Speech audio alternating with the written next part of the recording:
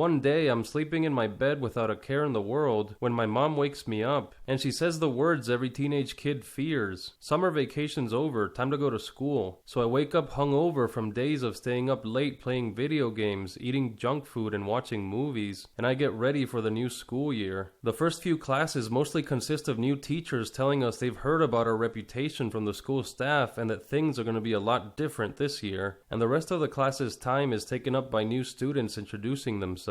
One kid talks about how his old school was a lot cleaner than ours. A new girl goes up and she tells us she wants to study business tourism. All the new kids are saying pretty normal stuff, but then the teacher calls on a new kid that looks kinda shady. He walks up to the front of the class, and one of my friends tells me this kid was in his brother's school and he was known as the kid that's tried all the drugs. I tell him that there's no way this guy's tried all the drugs, and when the teacher asks him what he does for fun, the shady kid says, "I try a lot of drugs." So the teacher quickly thanks him for sharing with the class and tells him to sit back down, and before we know it, the bell rings and it's already time for recess. All the guys in our class get together and we all start talking about what we did during summer break. One kid says he got a dog for his birthday. Another kid says he got his purple belt in karate, and we're all excited to catch up with each other, so we decide to have a house party this coming weekend. Whenever I watch movies where kids scheme up some sort of plan to have a party, their biggest concerns involve how they're gonna get alcohol and how they're gonna get girls to show up. We never worried about those things, because in El Salvador, someone always knows a guy that knows a guy, so alcohol was always easy to get. And the girls always showed up, because we're all 15 years old and we can't get into clubs or bars yet. So for them, it was either go to the house party this weekend, or stay at home watching Sábado Gigante on the couch with their parents or something. Our main concern was the ambiance, el ambiente, the setting and atmosphere of the house party. At that age, all of our parties ended the same way every time. All the guys would get drunk by the time they'd had their fifth drink, and then something bad would happen, like two guys would get in a fight, or something always wound up broken. Then the girls would call their parents to come pick them up, and then the guys would keep drinking, and we'd talk about how cool it is to be drunk, and bros before hoes and all that stuff. But for those couple of hours before everyone got drunk and all hell broke loose, the ambiance had to be perfect. And what determined that was if the parents of the house we were partying in were cool or not. It wasn't like in movies where the main characters find out the parents of the nerdy kid in their class are going to be away for the weekend, so that automatically makes that kid's house the party spot. In El Salvador, going to a house party means going up to say hello to your friend's parents, and his dad asks you how your parents are doing. Your friend's mom tells you she saw your sister in the newspaper and she looked so grown up, and things like that. They were always present, so that influenced the ambiance of the house party. And as a parent, it's hard to be cool and have kids respect you at the same time. There's a coolness to respect ratio, and if you try too hard to be cool, you're not respected.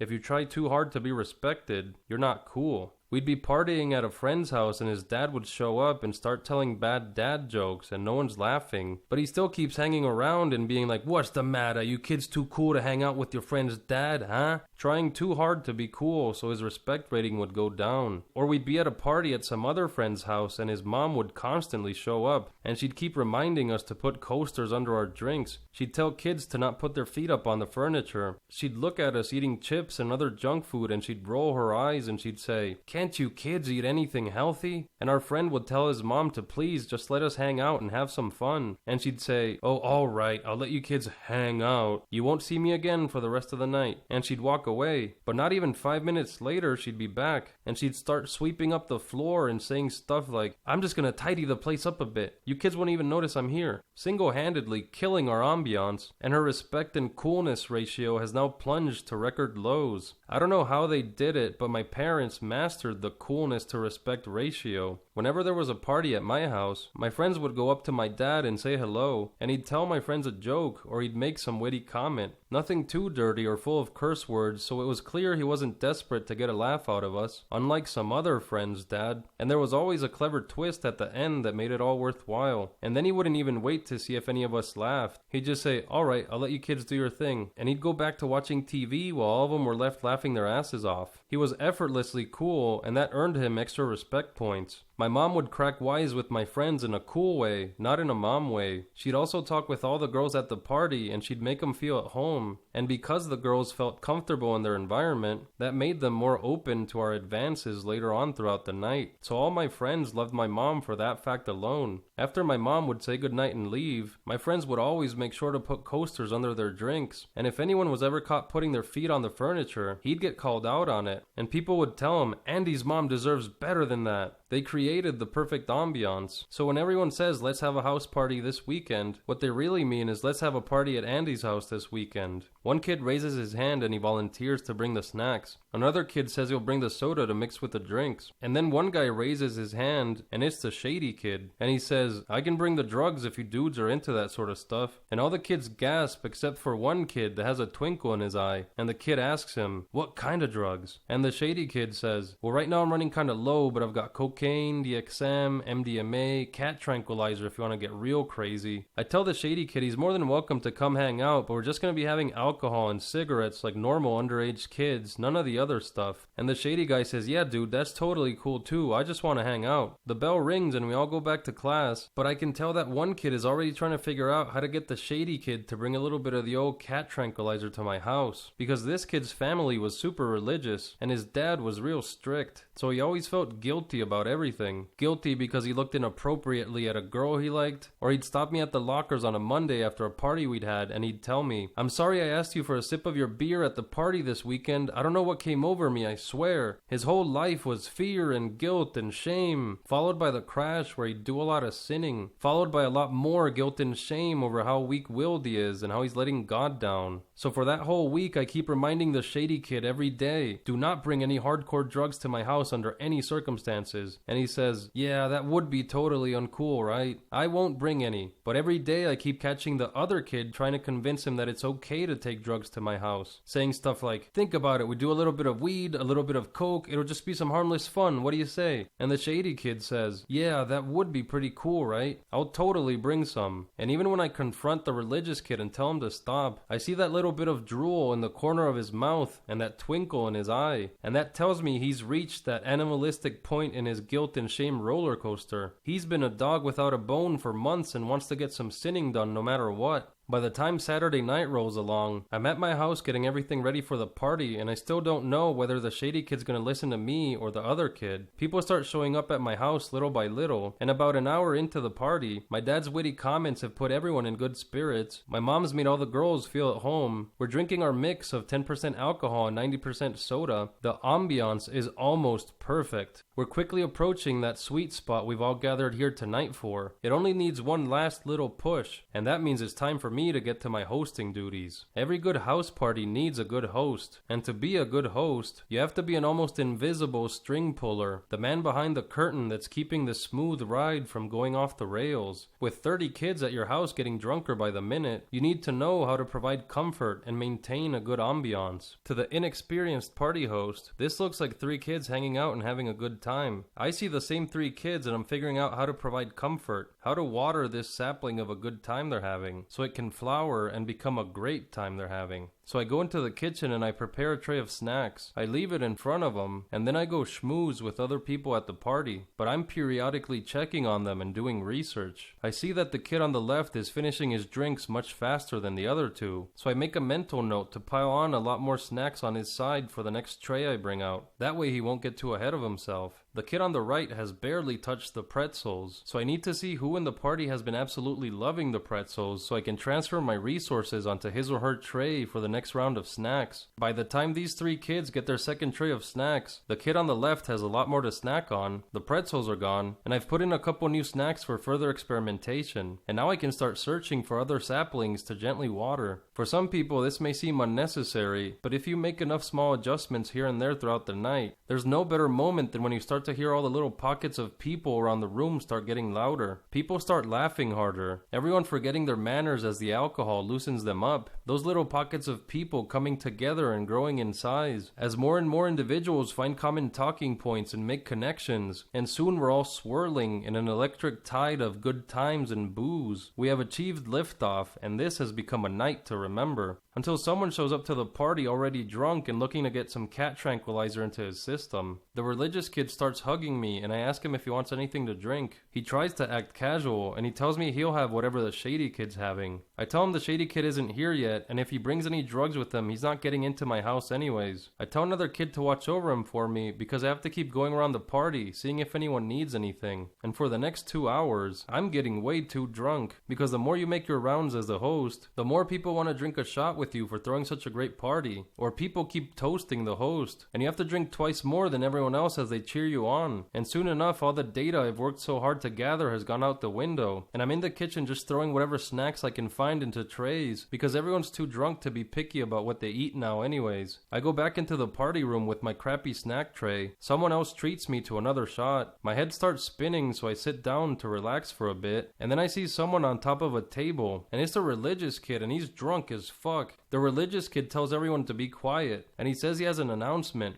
I just got a phone call from the shady kid and he says he's 5 minutes away from Andy's house and he's bringing all his drugs with him. Everyone turns to look at me and I get furious. I run at the religious kid and I tackle him off the table and we both start beating each other up on the ground. The other kids break up the fight and I yell at him and tell him there's no way he's bringing cocaine into my house. We both calm down and the party's pretty much over. All my hard work is in ruins. People are dispersed again and girls are all eyeing their phones and their purses and they're gonna call to be picked up any second now. I tell everyone that we can still have a good time, that this was just a small bump in the road, and that's when we hear someone ring the doorbell. The religious kid runs out of the room, and a kid says, if Andy's parents find out about this, we're gonna have to have parties at Luis's house from now on. So we all run after him, and everyone's way too drunk. So people are tripping and running into each other. We're knocking stuff over. We catch up to the religious guy right as he runs out the front door. He says, give me all your drugs. We all run outside, but it wasn't the shady guy that was ringing the doorbell. It's the religious guy's dad and he looks the most pissed off he's ever been. He says, oh, I'll give you your drugs. And he punches the religious kid right in the face. He stumbles back and his nose is bleeding and 30 other kids are looking on in shock. And he says, wait, I don't understand. And wham, his dad punches him square in the face again. He falls down to the floor like a pile of bricks and his dad drags him into his car. And he tells us, you should all be ashamed of yourselves. And then he drives off. None of us know what the fuck just happened. We're all still way too drunk, and we all start laughing our asses off outside of my house. Moments later, we hear another car drive up to where we are, and it's the shady kid being dropped off. So I tell him, if you brought your drugs, I can't let you in. And he says, nah dude, you told me not to, and I didn't want to ruin the ambiance. We tell him what happened, and we ask him if he called the religious kid a few minutes ago, and he tells us he doesn't even own a cell phone. We're still wondering what the hell just happened, and then a kid runs out of my house and the whole front of his shirt is caked in vomit, and he says, I know what happened. The kid catches his breath and he says, okay, this shit was crazy. So me and religious kid were doing a whole bunch of shots all night, and at some point we both wanted to piss real bad, but someone was in the bathroom for a long time, so we snuck into Andy's room to use his bathroom. And that's when the religious kid's phone rings. He answers it and he starts saying, shady kid, where are you, man? I've been waiting all night for the drugs. And this is when I hear the other voice on the line say, what? This is your father? And the religious kid says, yeah, fuck you, you're my father. This is the fucking shady kid. You can't fool me. Bring the coke and bring the weed. I want to try all the drugs you got. And I'm telling the religious kid that it's his fucking dad, but he's pushing me and telling me to go fuck myself. He's just gone, man. The last thing I remember is his dad told him, I'm coming over right now. And then all the shots we drank hit me at once, and I ran into the bathroom to throw up, and I guess I sort of ended up passing out in there.